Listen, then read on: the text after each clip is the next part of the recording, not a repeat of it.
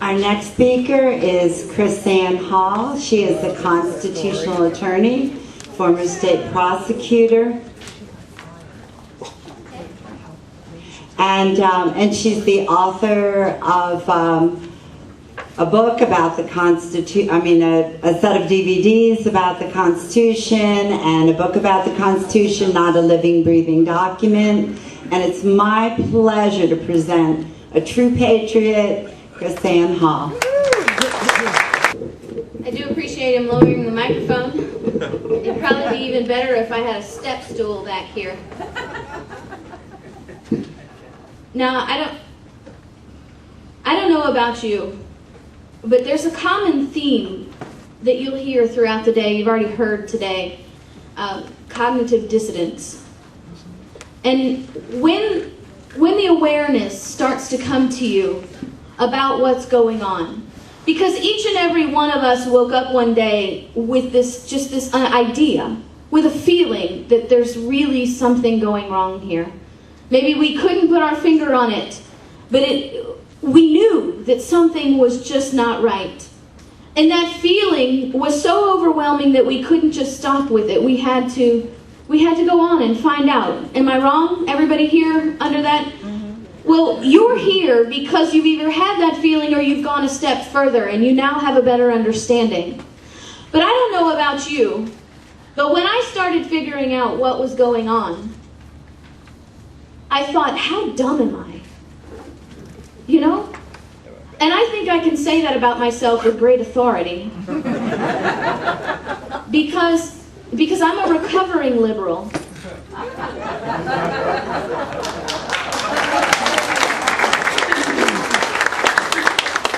I say recovering because you never really get over it. We visited a friend's house the other day who is an avid hunter. And I mean like everything. Big animals. He goes to Africa quite often and hunts. And you walk into his living room and it's like walking into a stuffed zoo. Oh, no. And I walked in, and the first thing that happened to me is my heart sunk, and I wanted to cry. Because this is just what has been ingrained in me, right? This love of animal over man. And I'm not saying that's necessarily a bad thing, but what it is it's a disproportionate perspective. And I tell you that because it's something that we have been ingrained with since we started watching Sesame Street, okay? And since we started reading grade school primers. Now, some of you have a little bit more gray on top than I do, mostly because I still color my hair. But I want you to know that you have not missed out on this programming. And if we're really, really, really going to get a grasp on what we need to do, if we're really going to understand what has to be changed, we've got to understand how we got here. Okay? I grew up in the public school system. I went through many years of college. I have a biochemistry degree. I was deeply ingrained in evolution, in Big Bang, in, global warming. You know, I'm thinking back and I remember in the 4th grade, that was a long time ago, my teacher telling me that we had to make sure that we turned off the faucet when we brushed our teeth so that we could save the environment. Okay? This is part of my personal awareness.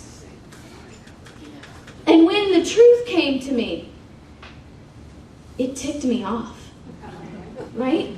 I got mad. I got mad to my core because I had been lied to my core. Not only did I have people teaching this, but I had people making me believe this to the point that I would get into screaming arguments about something that was a lie. And I don't know about you, but truth means a lot to me. And knowing that I was used as a tool to propagate a lie really ticks me off. So for me, this is a personal thing. This is personal. And what I want to show you is as much as I can, because there really, really is not I don't have time to teach you everything that you need to know about what's going wrong with our education system. But let me tell you something. Charlotte Iserbyt has written a really good book that will get you started. Her last name is spelled Isbyryt. Isbyryt.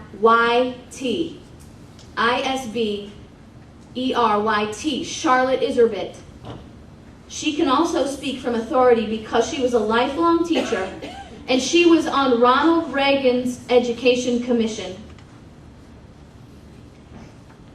And the light came on for her while she was working for the White House, watching the globalization of our children and seeing how far it went back. She was outraged like I am, that she had been used as a tool to brainwash our children, and it made her mad, and she wrote a book called The Deliberate Dumbing Down of America. Okay? You can download this book to your computer in PDF form for free. And if you can just read through the first 4 chapters, you will be stunned at what you'll learn and what you'll see. Coming from an authority of a woman who was in the White House and saw this firsthand. You can listen to her on YouTube. She does a lot of interviews. And they fired her for taking a stand. The Reagan administration fired her. This is how deeply ingrained in this. If we are going to correct this menace, you have to know the people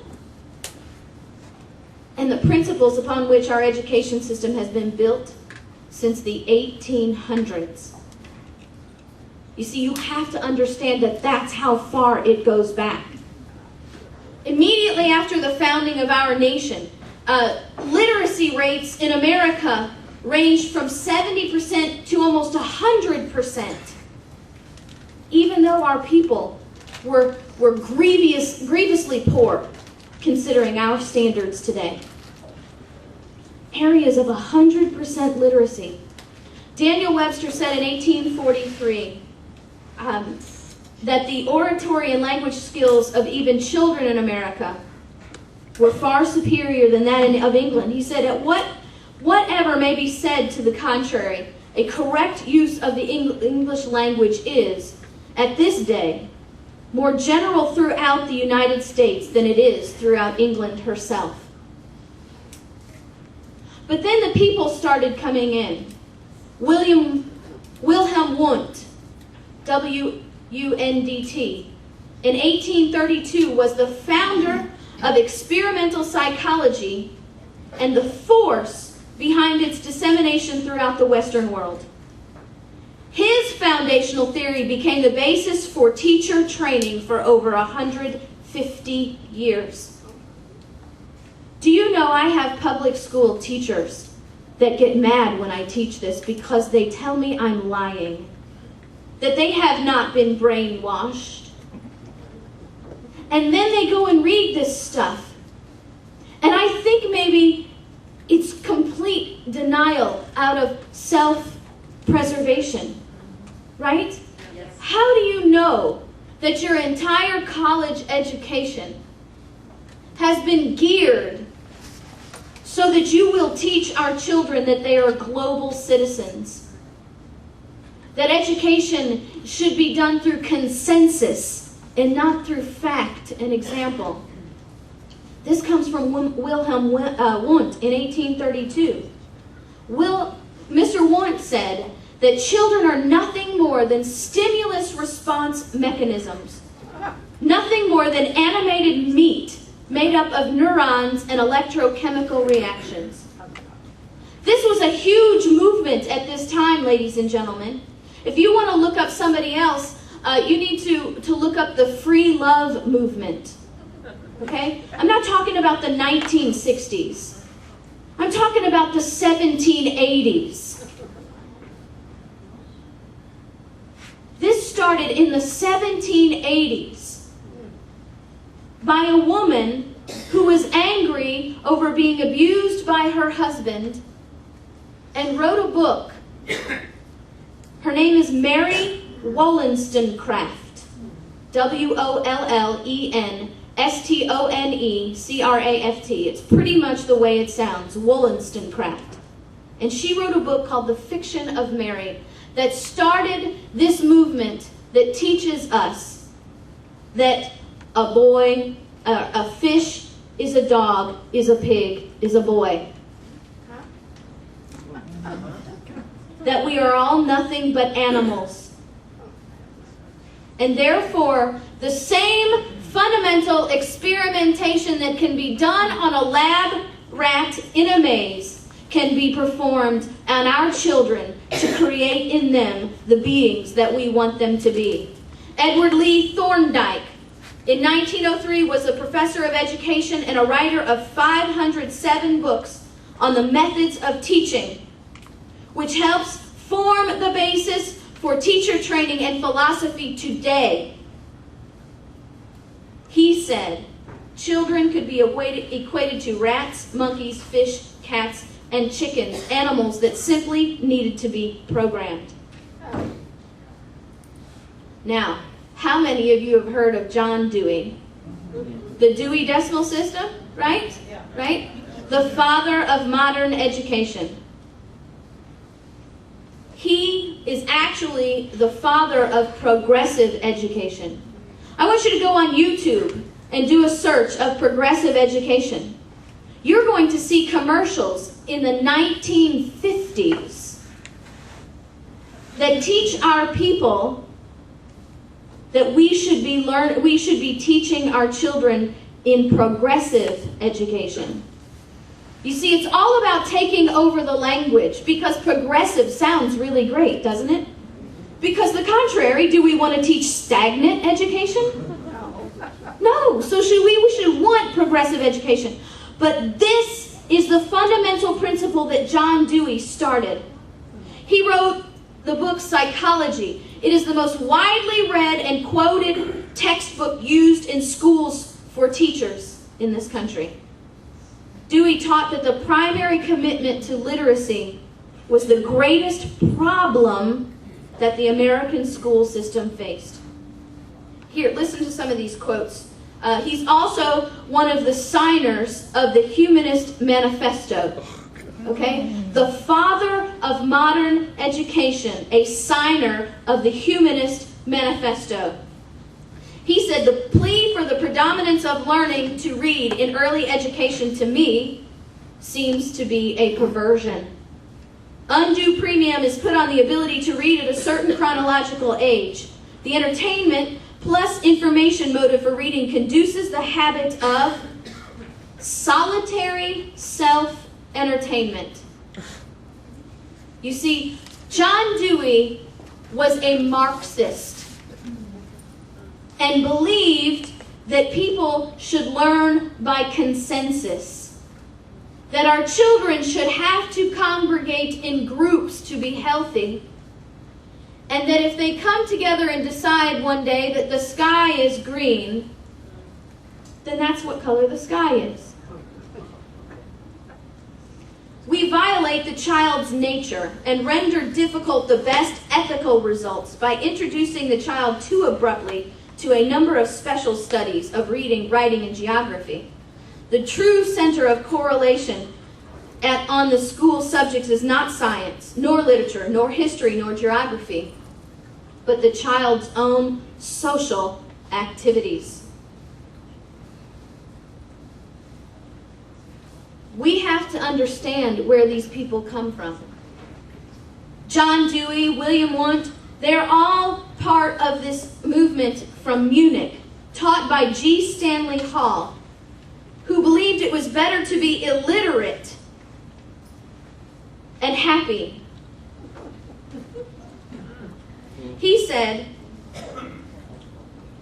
the knowledge which illiterates acquire is probably a much larger proportion of it practical. Moreover, they escape much eye strain and mental excitement and other things being equal, are probably more active and less sedentary. Illiterates escape certain temptations such as vacuous and vicious reading. Perhaps we are prone to put too high a value both upon the ability to read and the discipline involved in doing so. Do you wonder why our illiteracy rates are so high? Why, when this nation was starting, almost 100% of the children in this country could read, and now we live in the most information-rich society, and we cannot even get kids to read by the 4th grade. We can't even graduate them with reading skills. 50% illiteracy rate of our high school graduates. Where did this all begin? How did this all creep in? In 1902, the General Education Board was incorporated by Congress, endowed by John Rockefeller Sr. If you don't know the vicious and evil activities of John Rockefeller, you need to look into this. His purpose was to set up an educational laboratory to experiment with the very educational systems that Want, Thorndike, and Dewey proposed. The director of this congressionally established organization was Frederick Gates, and he said, listen to this is in the beginning of 1900. In our dream, the General Education Board will have limitless resources, and the people yield themselves with perfect docility to our molding hands. The present educational conventions fade from our minds, and, unhampered by tradition, we work our own goodwill upon a grateful and responsive folk. Before you had this general awakening, were you not grateful for the opportunity for a public school system? In 1917, the Congressional Record of the U.S. Senate published this statement. The General Education Board was authorized to do almost every conceivable thing which is anywise related to education, from opening a kitchen to establishing a university, and its power to connect itself with the work of every sort of educational plant or enterprise conceivable will be especially observed. That sounds to me like limitless resources, doesn't it? In 1918, in an issue of a publication called New York World, William Boyce Thompson, the Federal Reserve Bank director and founding member of the Council on Foreign Relations, made the following observation. Russia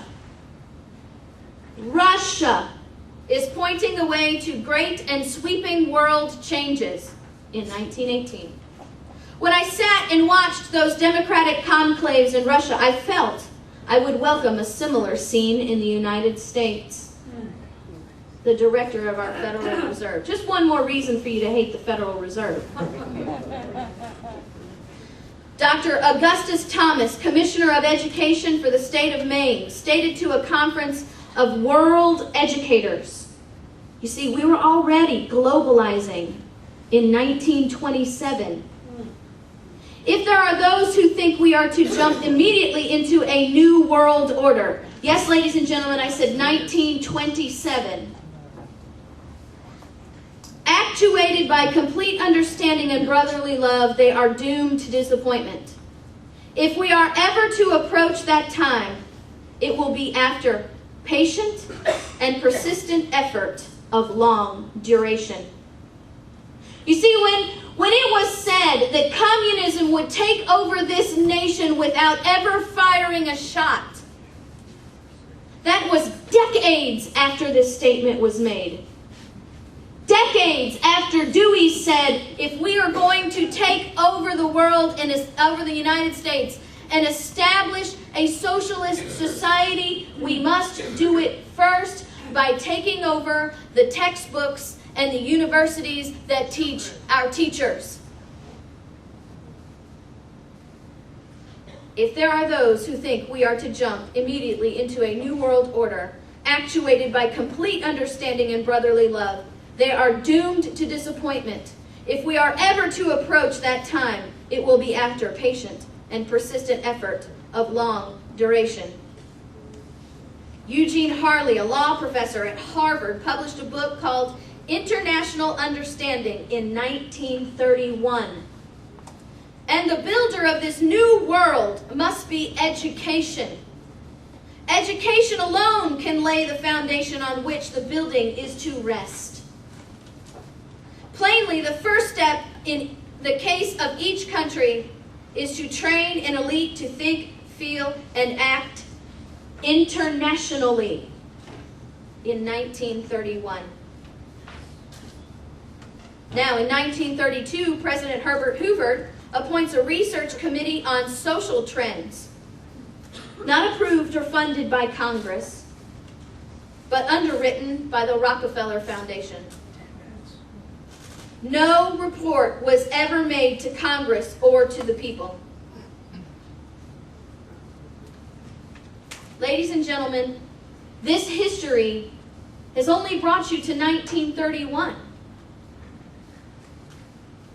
In 1942, the American Federation of Teachers published a book titled America, Russia, and the Communist Party in Post-War World, and stated, if this war is to be followed by a just and lasting peace, America and Russia must find a way to get along together. The UN, including America and Russia, is the only agency that can establish such peace. A UN charter becomes effective on October 24th, 1945, with the U.S. Chamber of Commerce as the prime mover in its establishment. Now, let's sort of fast forward a little bit. 1958, Eisenhower signs the first set of agreements with the Soviet Union, which included an education agreement. These agreements have been signed by every single president since Eisenhower. Can I remind you what was said by the leader of the Federal Reserve? Russia is pointing the way to a great and sweeping world changes. I felt I would welcome similar scene in the United States. And now in 1958, we start every president signing a treaty, an educational treaty with Russia. George Bush Sr. said time and time again, we have an unprecedented opportunity to build a new world order. He also signed an international agreement titled World Declaration on Education for All, the EFA, World Declaration on Education for All. 8 goals intended as a guide for national governments to implement global education. In 2003, U.S. Secretary of Education Ron Page, 2003, Education for All is consistent with our recent education legislation, No Child Left Behind Act. UNESCO is a powerful forum for sharing our views, developing a common strategy, and implementing joint action. In 2003, I thought, did you guys know this? In 2003, our Secretary of Education was saying this. On May 2011, Superman stands before the UN in the 900th issue of Superman and says, I intend to speak before the United Nations tomorrow and inform them that I am renouncing my U.S. citizenship. Superman. Now that ticks me off, but that's not supposed to affect me, is it? It's supposed to affect that 5-year-old boy sitting over there who looks at Superman as a symbol of freedom and liberty and justice for all, who is now saying he's no longer a U.S. citizen, but a global citizen. Secretary Duncan, our current Secretary of Education, says, education is also the civil rights issue of our generation. the only sure path out of poverty and the only way to achieve a more equal and just society. And now we have Race to the Top. This is not, they slipped it in here on us as not as a mandate, but invite schools across the country to compete for chunks of the Stimulus Act. Adopting standards and assessments that prepare students to succeed in college and the workplace and to compete in the global economy. That is a written standard. It teaches our children to be global citizens. International benchmarks, where students construct their own understanding of reality and realize that objective reality is not knowable. Page 10 of the teacher manual.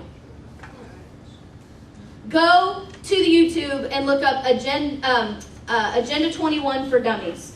If you haven't watched that, watch Agenda 21 for Dummies. Don't read the comments. Yeah, don't read the comments. They'll just make it even matter. I have just fed you with a fire hose. But my question to you is, what is it going to take? We as parents and grandparents have got to stand up and say, our children are not animals. They are not fodder for your educational experiments. Our children are our children. And we still believe in American exceptionalism, do we not?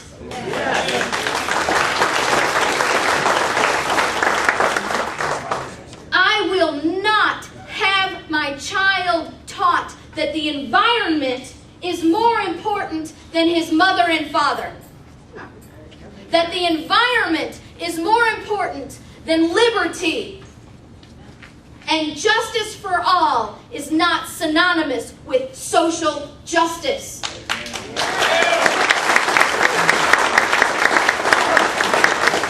We are doing a great thing. We are doing a fabulous thing. But ladies and gentlemen, it is time to really, really, really put our feet to the pavement. We don't have time to just wander around and sit on the fence anymore. Our public schools, our state governor is telling us that we have to have Race to the Top here in Florida. Everybody should be on the phone on Monday and tell Rick Scott we do not want to globalize our children. We do not want to be tied to federal money, and the federal government has no business teaching our children. It even says in 20 U.S.C. 3401, 20 U.S.C. 3401, 3402, 3403, that the primary responsibility of the education of our children lies with the parents and subsequently with the states, and that the federal government shall never dictate curriculum and policy to the states, but we have been doing that for generations because we don't even know where we are. Look, we can change the vote in 2012. We can change the vote in 2016. But if we do not change the education system and take back our children, they are raising up a generation that will take over for us and turn us right back exactly where they want them to go, and they'll never even know what hit them.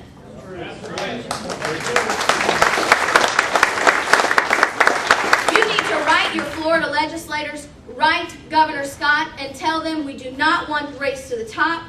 Our children are the future of this nation. We will not surrender our future to ideals and programming that is anti-American, anti-God, and anti-morality. We should not surrender our children. We have got to take them back if we are going to take back our country. Because we're either serious about this or we're not. We've been playing at this game way too long. Our children are either worth it or they're not. The future of this nation is either worth it or it's not. Let me tell you what, our founding fathers made a pledge and pledged their lives their fortunes, their sacred honor for ages and millions not yet born. They put themselves in front of a bullet. They put their children in front of bullets for us. Not for themselves, for us. And it's time for us to take up that mantle. I'm not saying you need to pick up arms. I'm saying you need to dedicate your life to the taking back of our children. Hillary Clinton said it takes a village. It does not take a village. It takes a family.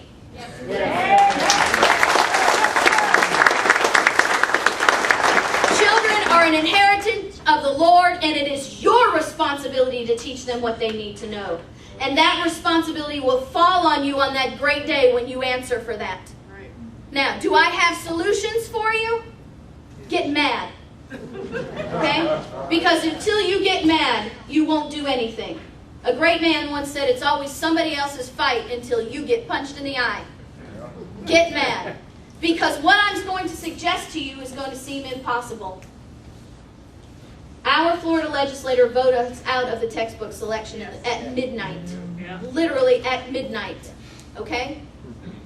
They have made it clear that they are not going to listen to us. So, this is my solution. You pray about this and see what you think. But it's time that we take our children out of the public schools and educate them ourselves. The sacrifice of our lives means we put them in public school. The sacrifice of our life means that we put them in public school or we homeschool them ourselves. It takes a family. We have to do that. And only then, when the dollars start smacking the legislature and the governor and the world in the face because they're losing enrollment, will they listen to us. If you have a better solution, I'm open for it. But that's my solution, and I want you to pray about it. Thank you for your time. I went 40 seconds over, so I appreciate you sitting still for 40 seconds.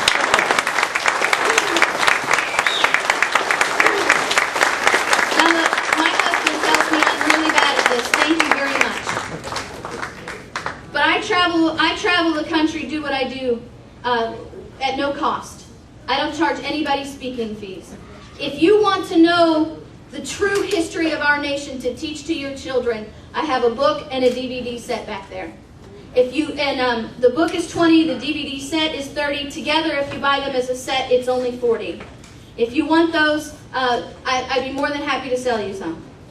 Go to my website, krisannhall.com, and support us.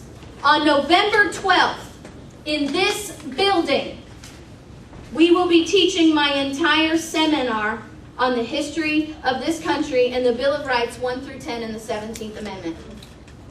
If you can come. Bring your children. They sit and listen. My son has been sitting over there all morning, and he has sat through several of my presentations, the entire ones. Don't kid yourself. They get it. Okay? They get it. Thank you.